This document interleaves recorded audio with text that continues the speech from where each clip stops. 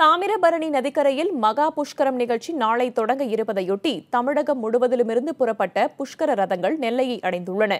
கூடுதல் விவரங்களை செய்தியாளர் நாகராஜனிடம் கேட்டறியலாம். நாகராஜன், விவரம் என்ன?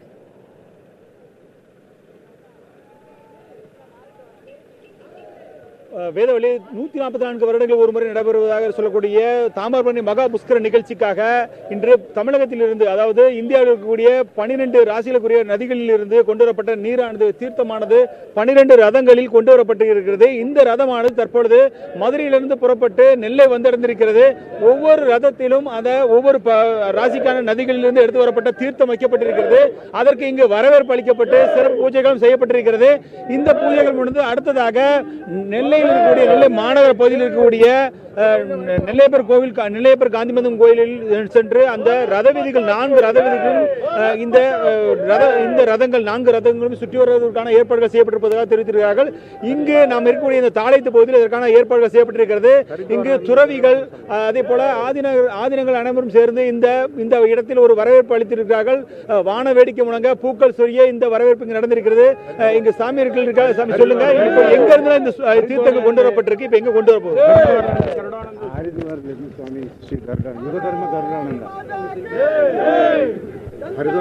ஹரித்வார்ல இருந்து வந்திருக்கக்கூடிய சுவாமியார் மூடு இருக்கு, அவரிடம் கேட்கலாம். ஐயா, சொல்லுங்க, எங்க இருந்து இந்த ரதங்கள் வந்திருக்கு, எங்க கொண்டு செல்லப்படுது தீர்த்தங்கள்?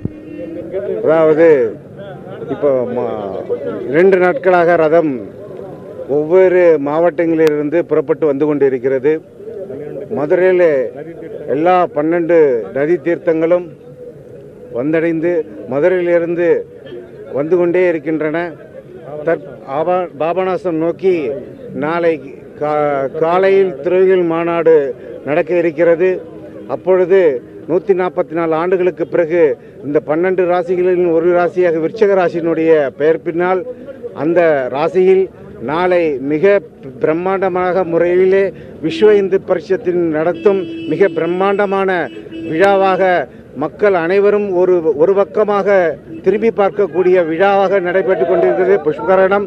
இந்த புஷ்கரணத்திலே ஒவ்வொரு நதி பல அதிகமான தடைகளை தாண்டி விஸ்வ இந்து பரிஷத் இதை முன்னிறுத்தி நடத்தி கொண்டிருக்கிறார்கள்.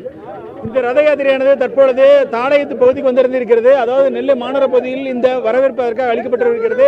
இதனைத் தொடர்ந்து மாநகர பகுதிகளுக்கும் இந்த ரதங்கள் சுற்றி வரவிருக்கிறது. அது தொடர்ந்து இந்த 12 ரதங்களும் அடுத்ததாக பாளையங்கோட்டை வரை செல்கிறது.